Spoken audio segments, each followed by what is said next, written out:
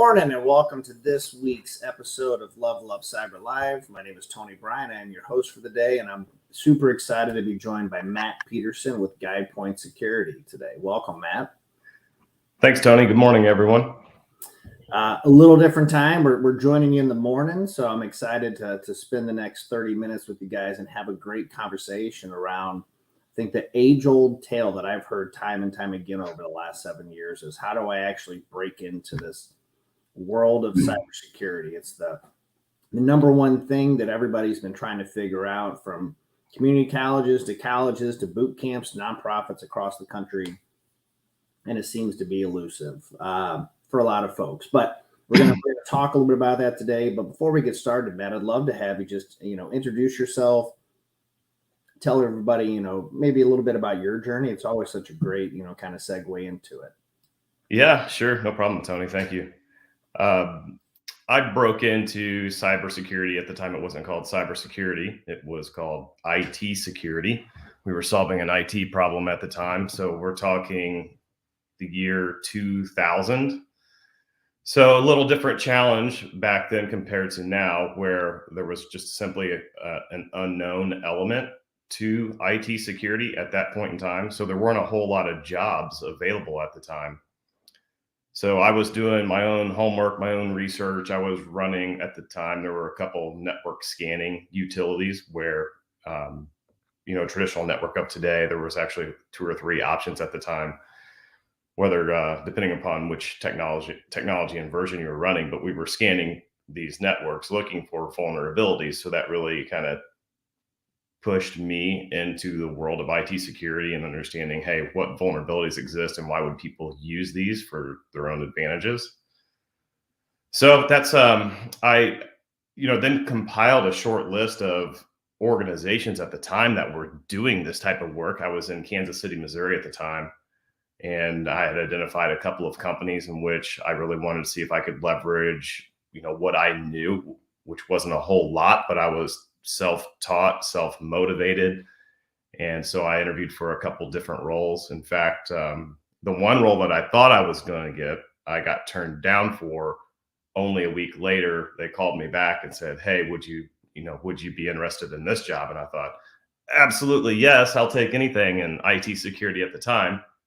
So just to give you an idea of what that was, I was the 34th employee for this company at the time. So at that point in time, I just said, yes, I'll take that role because I want to learn what it is they're offering me and then use that as a platform in order to, expand my career. And so it's worked out for me. Been doing this for over 20 years. I know I don't look like it. My wife says that all the time, like, why do you not age? Yet I age. And so I spent my birthday over the weekend and rubbing that in with her. So yeah, 20 years in cyber. I know there's a slide put up for everyone to read. I'm currently a partner, which means I'm an owner within GuidePoint Security. We're a cyber security solutions provider. I know that's a mouthful, but we work with customers in order to identify technologies and solutions and provide services purely around cybersecurity. Nice. So what's a piece of advice, right? Like there's been so many different ways in which somebody could jump into this as a career, right? Whether it's a traditional path of just, regular college, or, some of your more non-traditional paths, maybe a boot camp or a pre-apprenticeship program, right? Like, do you find that you have a preference of where somebody's gaining skills, or, what are you looking for, in the people that you're trying to bring onto your team and in your organization? Yeah, it's really understanding and qualifying a person's sense of passion and ability to hustle and work. A lot of folks really believe that, a barrier of entry into cybersecurity is education. And, I'm not going to, debate college degrees. I have one. How I utilize it probably varies.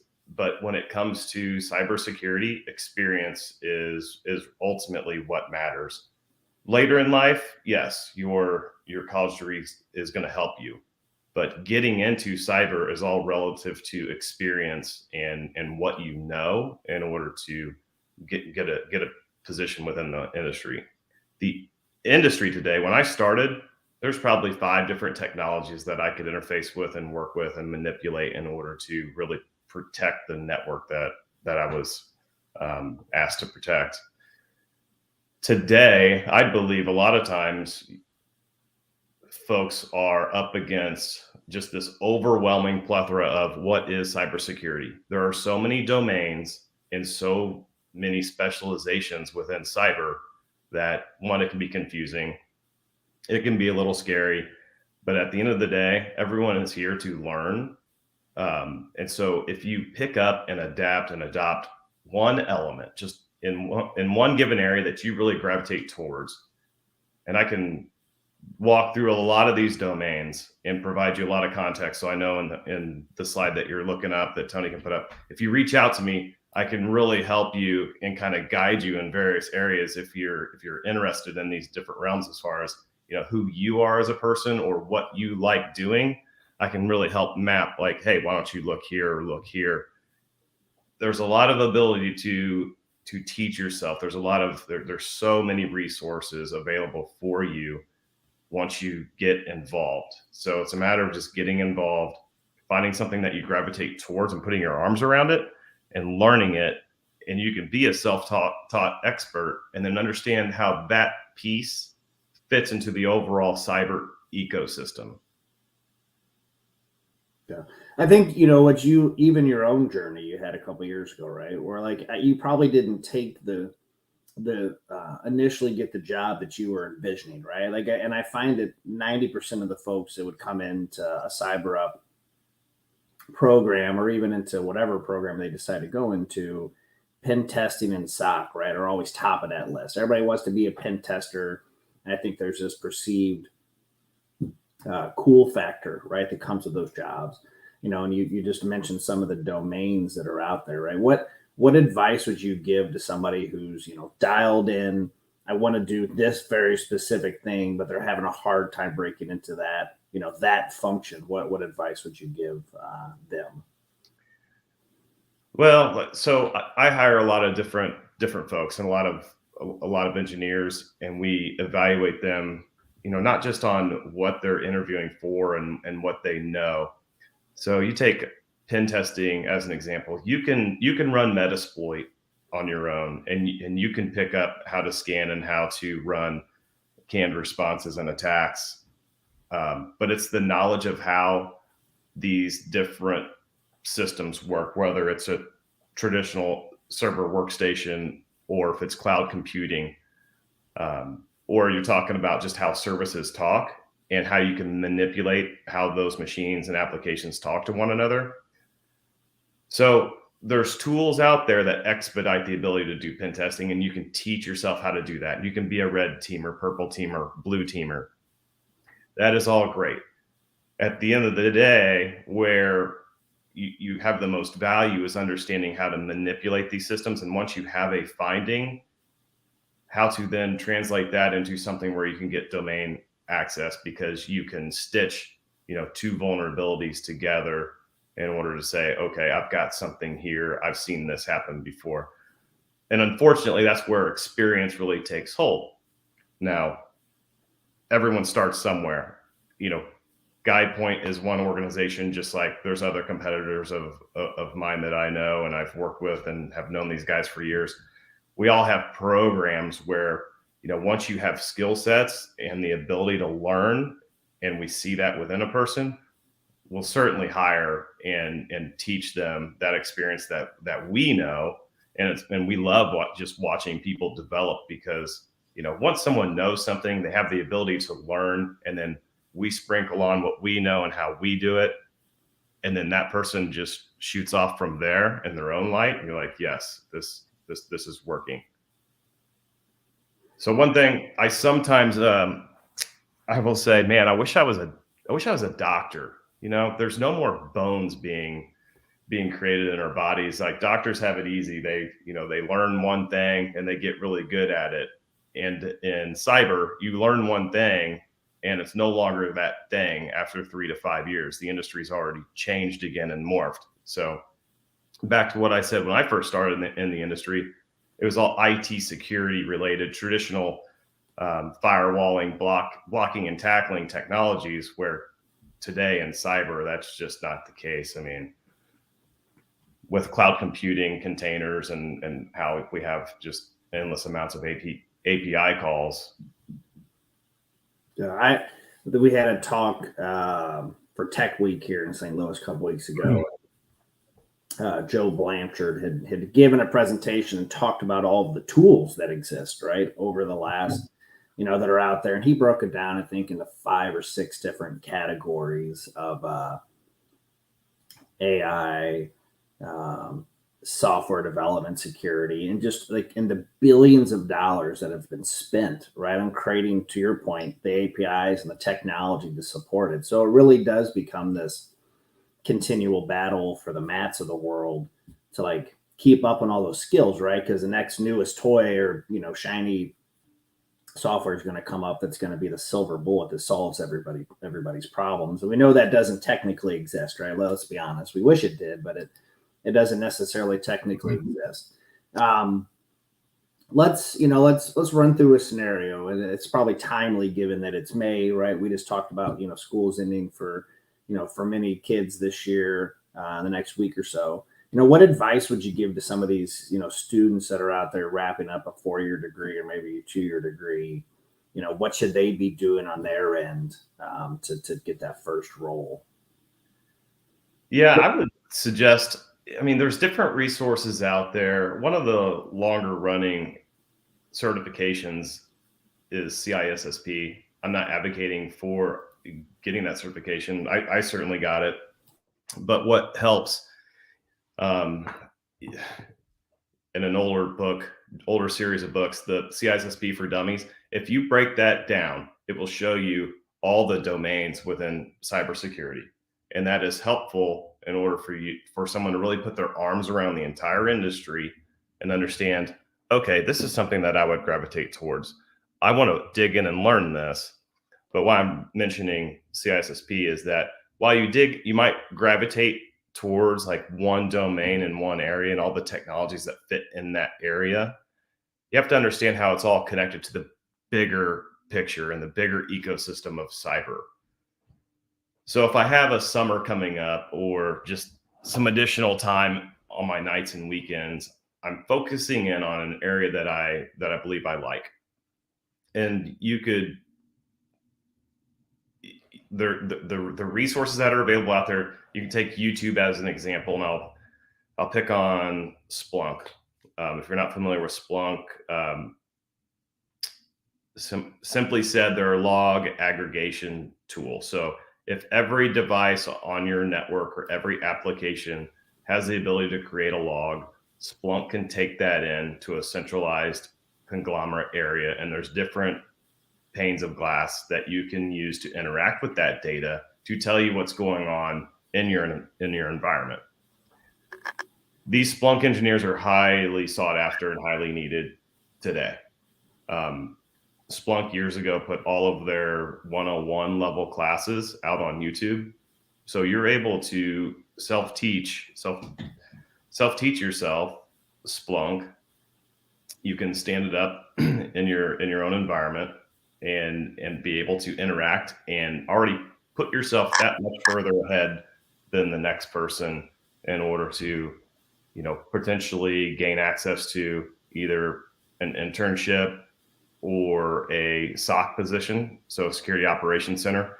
Today in our market, not to keep going down this rabbit hole, but managed services is large. And that is because rather than hiring, 10 to 20 SOC analysts around the clock, 24/7 to monitor their environment, organizations will hire a managed services organization to do that for them. And they start understanding and consuming all this log data, and SOC analysts then are able to monitor and see what's going on. What's great about that is, as a SOC analyst who may not have 5 to 10 years experience, you might just have 1 to 2 years of experience.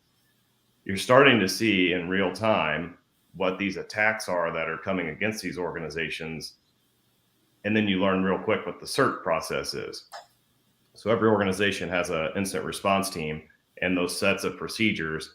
And based upon certain events that you see coming within this SOC, you enact that CERT process, and you're able to learn that much more about an organization, the timeliness of a response, why it needs to be timely, and really how to put some controls around, what you're looking at. So that's just one example. The rest of your summer, you can map out various security conferences that are going on wherever you're from. Every market throughout the United States has a local security conference, whether it's put on by a particular vendor or a cybersecurity provider like GuidePoint Security.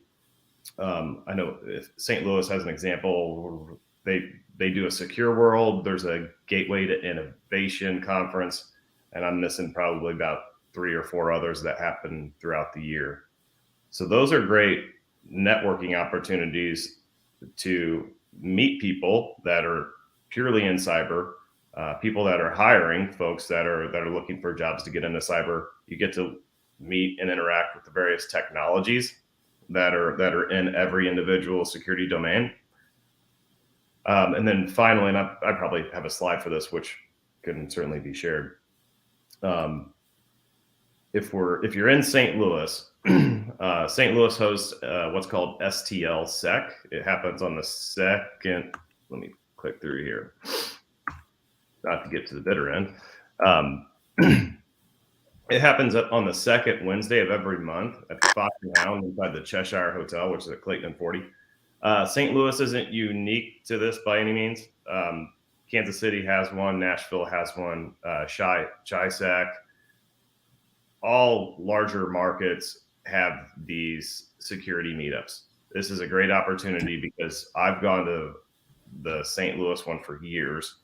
And, it's very unassuming. No one's wearing, logoed shirts for the most part. So it's all up to you. I've met a number of folks that were in college or in graduate school, and they were coming to me asking, hey, how do I break in? And I start, making connections to other people at large organizations in the St. Louis community or vendors that I've worked with who are, looking for various internships. So as long as you have the ability to network and get around and meet up with people, look at the first slide that Tony put up is my LinkedIn profile. I mean, I don't put it up there just so you can go look at what all I've done. You should immediately right away connect with me, send me a message and say, hey, I'm really looking to do this. Can you provide me some insight on how would I break into this? And I'm happy to jump on a call with you and discuss that.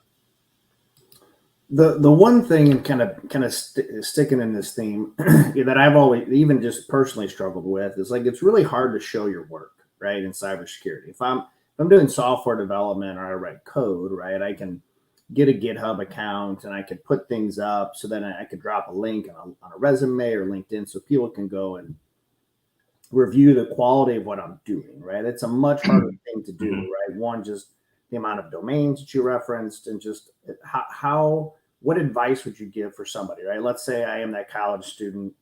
I took my summer, I learned Splunk, I learned a couple things and skills. How do I put that in a way that the Matts of the world or hiring managers of the world can, see the work that I've done or show the progress other than just taking my word for it? It's a great question, Tony. I'm going to go back and actually use a slide here.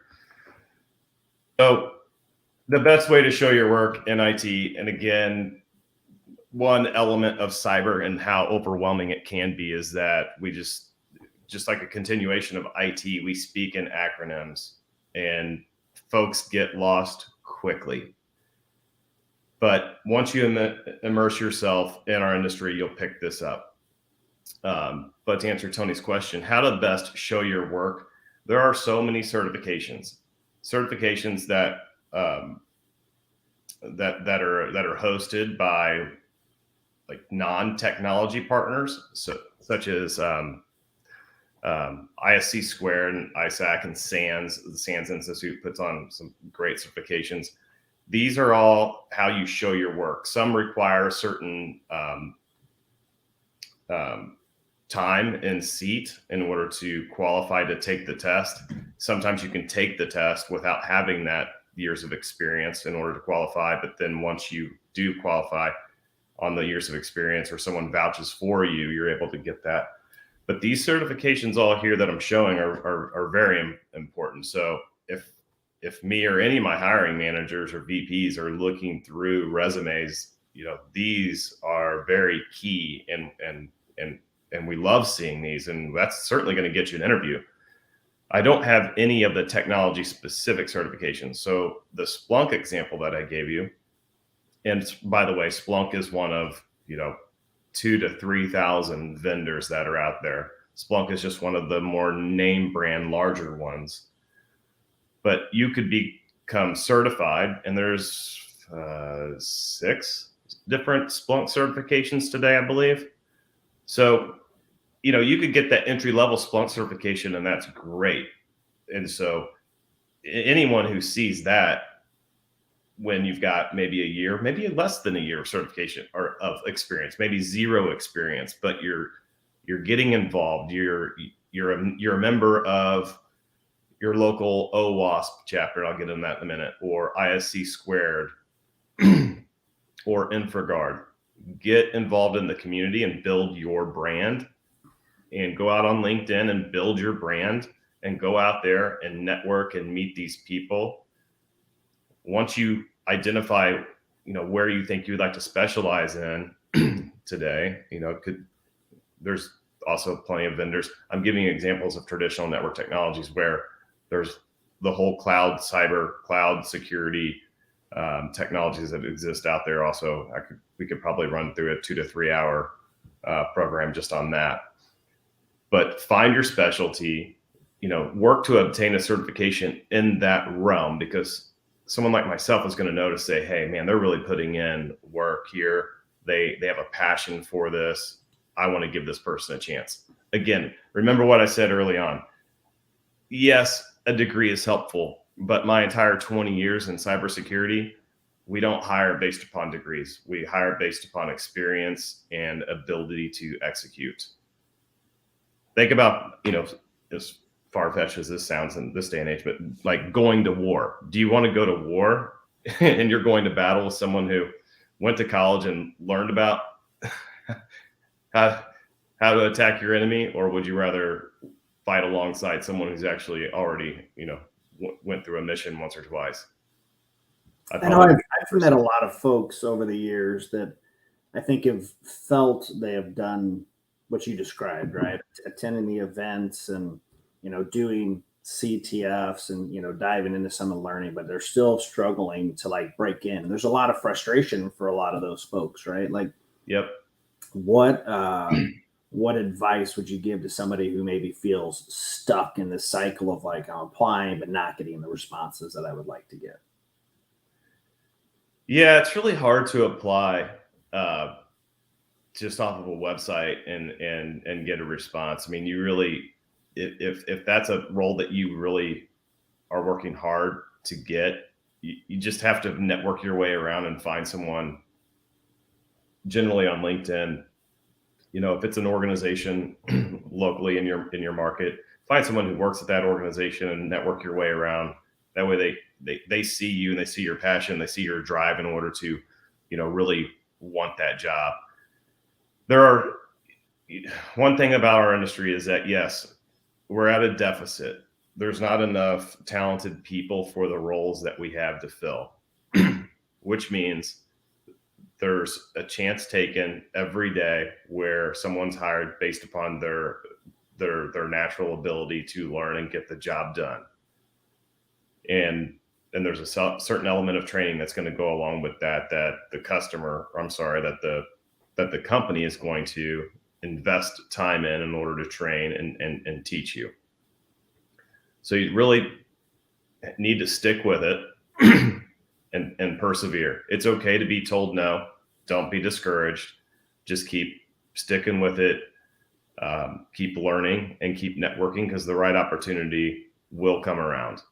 There are so many available jobs out there, and at the end of the day, there's so many resumes coming in that maybe a simple LinkedIn message, if you can figure out who the hiring manager is, I mean, do some homework. If you're applying for, entry level SOC position at Bayer Company, for example, in St. Louis, if you can network your way around on LinkedIn and figure out, all right, this is potentially the hiring manager, they're the SOC manager or SOC director, and send them a LinkedIn message and say you've applied for this role. Oftentimes, when you've applied for that role, it went to HR, and HR is trying to screen based on certain keywords. And your resume, right or wrong, may not have fallen through those keywords in order to ever hit the SOC manager or SOC director's desk, because they're out of 1,000 resumes, they're probably getting handed, 50. So, kind of have to use the system to your advantage. You can find those people on LinkedIn, send them messages. That would mean a lot to me. And I'm certainly going to pay more attention to someone who's doing that, because I feel like they are working hard to get the job. So I'm gonna flip it just a second, and instead of focusing on the human side, right? So like, what advice would you give to employers?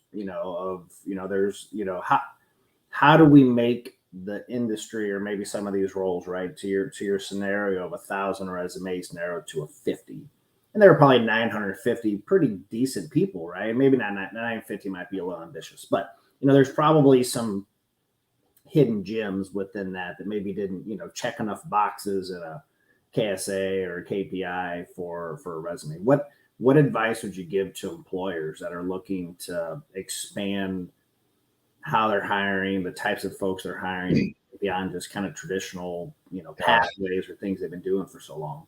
Yeah, I mean, I've seen so many examples of this, and just last week I had a conversation with someone, because right now I'm actively trying to help someone that I know get into the cybersecurity or the cyber industry.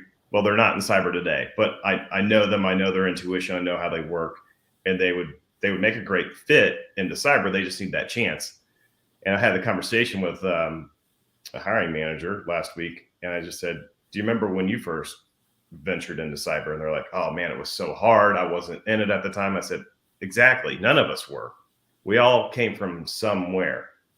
And I've got a number of stories, success stories that I could go on and on about. One, I'll give you one example. Years ago, there was a guy working at Burger King, of all places, and randomly was coming to a meetup, and they knew a lot about a particular technology, and we had a need for it, and we hired him, and he came to us from Burger King. It was one of the great. He's still in cybersecurity today. One of the best people I've ever worked with, and so I've seen it firsthand happen. So I look at this all the time, where I say, man, I want to know who these people are that are trying to break into cyber, what they gravitate towards, what they like, their ability to learn. And I want to try to help people get into this industry, because we simply need help. We need more people. And yes, everyone at the end of the day wants someone who's got experience, but they're also just simply losing time, right? They have all these open jobs, not enough people to get the work done. And if I can put my name on someone else and say, hey, they're not in cyber, but I think you should really hire them. I've talked to them a number of times. I know their work ethic.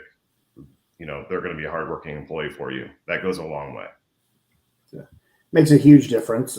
Just the advocacy for that person. And I think you alluded to it earlier, just the advocating for yourself, and you got to be a little proactive, maybe push yourself, right? We're talking about, highly technical folks that, networking and some of that, getting out and socializing may be a little uncomfortable for a lot of folks. That's okay. Yeah, changing. That's okay. We're used to that. IT and cyber, we're a special breed. But one thing I will say is don't be intimidated, right? So if you take a look this real quick, we have all these people. Every word here like is a person that does this, and they specialize in this. So there's so many jobs. So don't be afraid to just dig into a domain in an area that you like. Um, traditional security environments. Here's what they look like. Not to work too fast. Cloud's taken off into its own realm. You can focus on traditional network security. That is fine. That still exists today. If you're wanting to learn what's new and what's hot and what's happening now and what we're really trying to solve for, that's within the cloud security environment. But there's one thing that I would leave you with is learning those emerging technologies, because there's so much of a need around this. So everyone, it's a race in this area. So anything cloud related, DevSecOps with automation tools, API security, because everything talks to one another.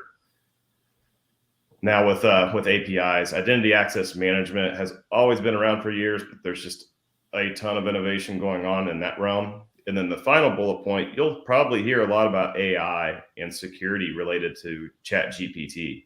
That is huge right now.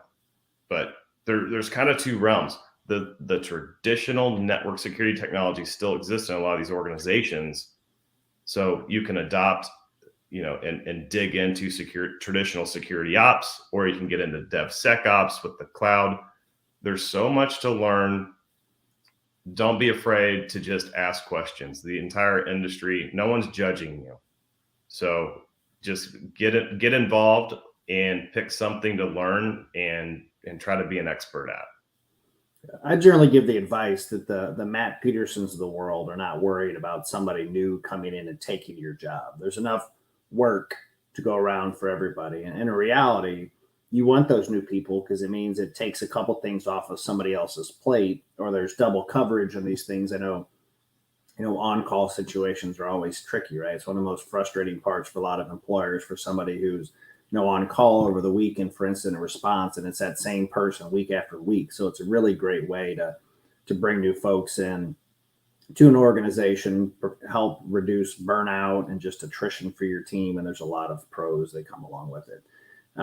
My first job was a SOC analyst, and that break fix support that I did, I learned so much about myself, about how to work with internal customers, how to fix things when a network is down. You learn a lot, and those lessons that I learned, I still apply today, believe it or not. So it may not be the job that you want, but there's always a job that you need to get in order to get into the industry. You won't regret any of it as long as you're willing to learn and put in the time.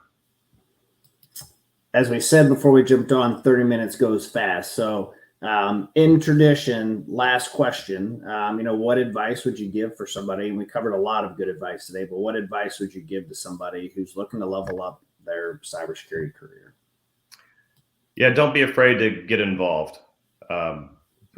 You got to put yourself out there and network and participate and get involved in your local cybersecurity meetups. Go to these security conferences, create a name for yourself. That personal brand of who you are, creating, who it is that you are looking to be on LinkedIn is important, right? And just don't be afraid to really put yourself out there and get involved. Do your research, do your homework, and self learn as much as you possibly can in a given area. And if you decide to pivot later, that's okay. Being told no is okay. Or saying, you know what, I wanted to be a pen tester, I don't know if that's my passion. That's okay. Don't give up. Just don't give up. There's so many domains and areas that are available and that folks are hiring all throughout the country. You can do it. So if you just stick with it, have a passion for it, you'll find the right role for you. That's fantastic advice. And Matt, I appreciate you joining us today. For those, Matt's an incredible human. He's done a great job I think, and he's offering, if you have interest or help, I definitely take him up on it, because he's, has been a passionate leader, I think, just to help others break into this. So I encourage you to reach out. So thanks for joining us today. I appreciate everybody tuning in. We got a couple great shows ahead of us, so stay tuned. We're playing with some of the dates and times, and just really trying to see where we get some great participation in this. But as always, thank everybody for joining for the week. Thank you so much, Matt, for joining us. And until next week, everybody have a good one. Thanks a lot. Thank you. Bye.